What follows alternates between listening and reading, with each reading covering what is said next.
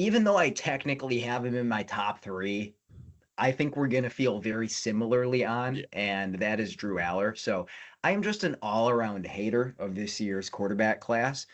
Drew Aller, eliminating Trinidad Chambliss like we did early in the episode, is my QB3, and I have a third to a fourth round grade on him, and that third was hanging on by a thread. I think most casual fans have the correct understanding of Drew Aller. He is big, he is mobile, he's got a cannon, and all the quarterback stuff is a work in progress, and that's kind of being generous. We were having a conversation about mechanics prior to this episode. Dreller's mechanics in a roundabout way are actually why I have that third to a fourth round grade on him, Really? because they are so bad Yeah. that if you get him with good QB coaching, maybe it works out. I mean, he's kind of just doing everything wrong right now. His guide elbow flies open really early, so you wind up in a position like this, and it's tough to manipulate your arm and be accurate and have good passing feel. And I then also his think that's footwork, I also think it's partly because he has the longest arms recorded in NFL history for a quarterback. I did not know that stat, but that completely checks out. Yeah. Yep, that is absolutely how his release feels. And then as far as the footwork, it's kind of the same thing. It's like he's tripping over his own feet all the time because he's crossing over, and it just never allows him to get comfortable and work from a concise platform. One thing that does give me a little bit of hope with him, he avoids turnovers. His turnovers are ugly, but it's kind of like actually like Carson Beck. People probably think he turns the ball over more than he does because he has some really bad decisions, but down to down, I think he's solid. And another trait he had, it's like, okay, I'm not betting on him, but I don't think this guy is just completely lost. Is that he knows where his receivers are in the progression. He is not Yeah. just a pure one read type of guy. He doesn't get through his progressions very well, but you actually see him using his eyes, holding the safety, and then snapping back around. It's been a while since I evaluated him, but he had a really, really terrible interception. Was it the one that lost them a game in the college football playoffs last season? The um the Notre Dame game? Yes, where I I think they don't were remember. tied. They I were don't remember. tied. I remember he threw a bad pick to end the Oregon game, the conference championship game. I think it was Notre Dame because I think they were tied and he was trying to put a drive together. And what he should have done is he should have killed the drive because I think it was like third down, punted it away, and you go to overtime. And instead, he's got his eyes to the concept side of the field. He's under some pressure. He knows he's got a big arm, and he just tries to rip it to the backside, barely even looking at the guy because he knows that he's there. Receiver's not ready for the ball. It's down too low. It's a diving interception, and that winds up losing them the game. Obviously, that is bad process, but you like the idea behind it.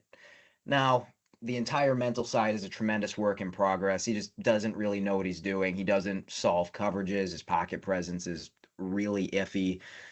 He is a complete draft and stash. See if we can rebuild this guy from the ground up because he has good physical tools. I'm interested to know if you view him the same way. I view him like I think 85% the same way. I think I'm a little bit. It's tough because we're watching some of the same games, and I think we're seeing a lot of the same stuff. I just think this is the tough part about QBs. How do you value that? How do you project that?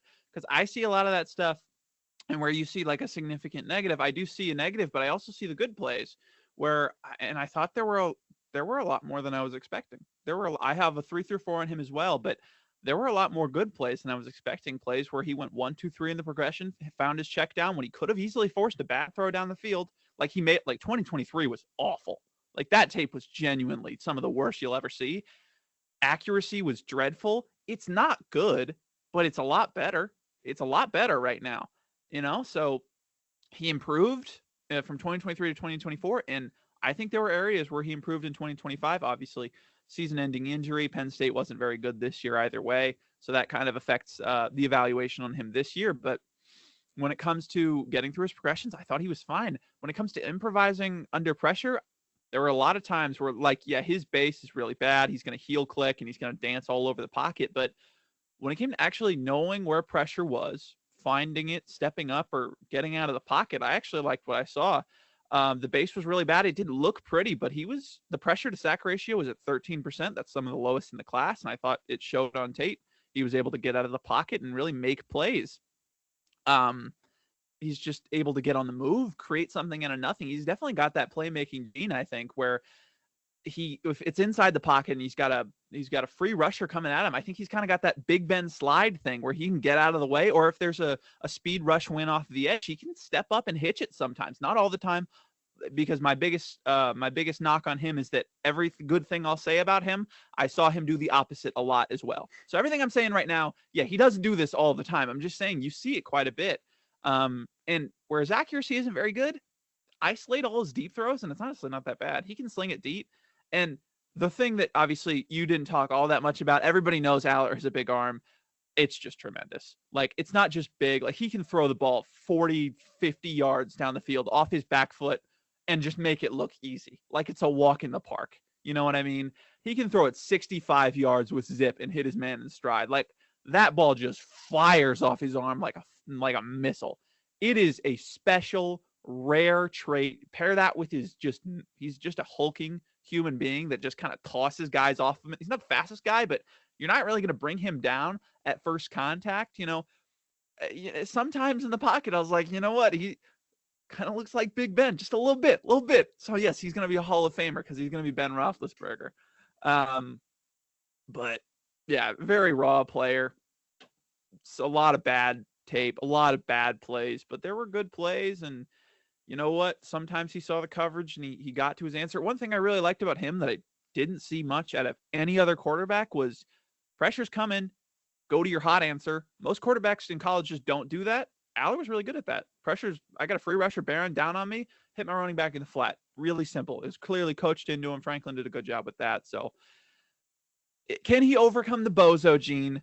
And can he just overall build up those mechanics and really figure out how to play quarterback the right way? Get him with a good quarterback coach in the third round. Somewhat similar conversation, not the same player, somewhat similar conversation we had to Milroe last year. There's good stuff on the tape.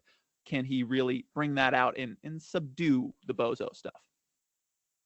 We completely agree on the arm. I gave him an A grade in the zip, the velocity, and I am very, very conservative with giving away A and A plus grades. He is by far the best arm strength in this class, and he just crushes dudes in the pocket. It is incredibly fun to watch. He is an elite sack breaker, like you mentioned, and one thing that might surprise a lot of people who are on the Drew Allar has really ugly turnovers train is he actually has the lowest turnover worthy play rate of anybody in this class by a pretty good margin at 1.7% because he does not fumble the football. That really matters, especially for a guy who is going to take some hits in the pocket and is going to hang in there and try and create explosive plays downfield. You'll love to see that from Allar. It's just got to clean up the rhythm. He has actually the only F graded trait of any quarterback that I watched for this episode. I gave him an F in his rhythm, his ability to use his feet and throw on time and just chain together those short completions. Feels like this is a guy who needs a change of scenery. I think it was a broken ankle, right, that ended his season for Penn State. He never really got better. Penn State is not a program that's famous for developing quarterbacks into the NFL, so you never know. Do I think he's going to do anything in the league? No. I mean, if I had to bet, I would say he doesn't even get a real second contract, but what if he does? If he That's does. the whole thing, right? What if, man? What if? It could happen. I agree with you.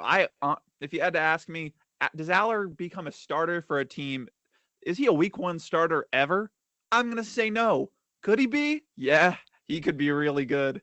And there's absolutely a point to that. Penn State, not known for developing quarterbacks. They're usually really bad at. Also, you watch that receiver play, nasty. It's ugly. Like, he is not working with anything. So I think a part of it, like that, those really bad traits of hesitating when a receiver is open or not really being able to read the coverage or get through his progressions is because he just doesn't trust who he's throwing to.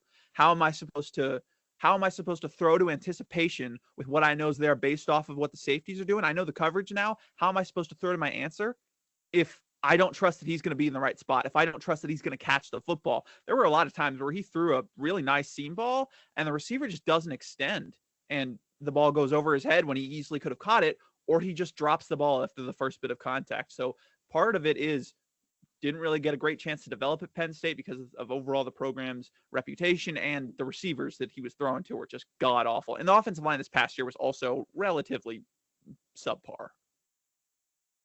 Absolute lottery ticket of a prospect. Yeah. Take your shot. Take your shot at pick 93. Who knows?